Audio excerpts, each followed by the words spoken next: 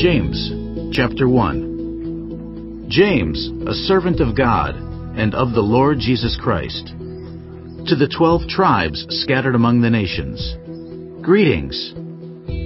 Consider it pure joy, my brothers and sisters, whenever you face trials of many kinds, because you know that the testing of your faith produces perseverance.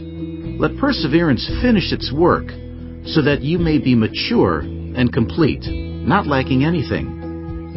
If any of you lacks wisdom, you should ask God, who gives generously to all without finding fault, and it will be given to you. But when you ask, you must believe and not doubt, because the one who doubts is like a wave of the sea, blown and tossed by the wind.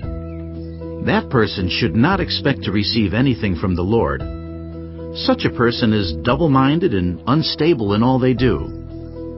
Believers in humble circumstances ought to take pride in their high position, but the rich should take pride in their humiliation, since they will pass away like a wild flower.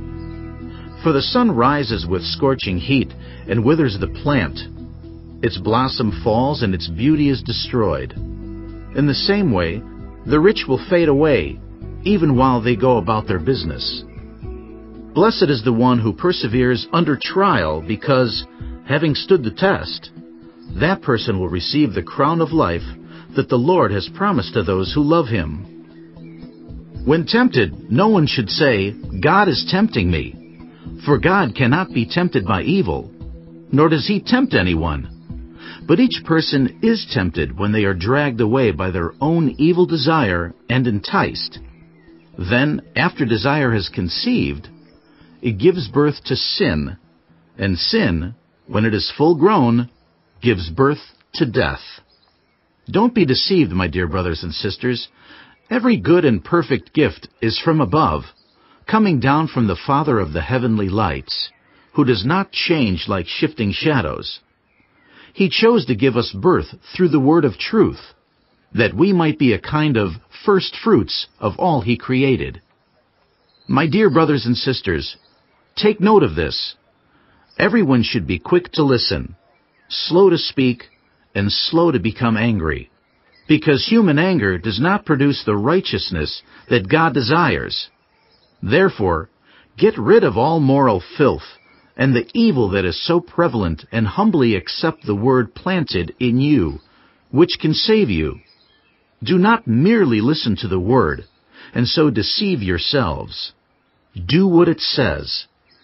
Anyone who listens to the word, but does not do what it says, is like someone who looks at his face in a mirror and, after looking at himself, goes away and immediately forgets what he looks like. But whoever looks intently into the perfect law that gives freedom, and continues in it, not forgetting what they have heard, but doing it, they will be blessed in what they do.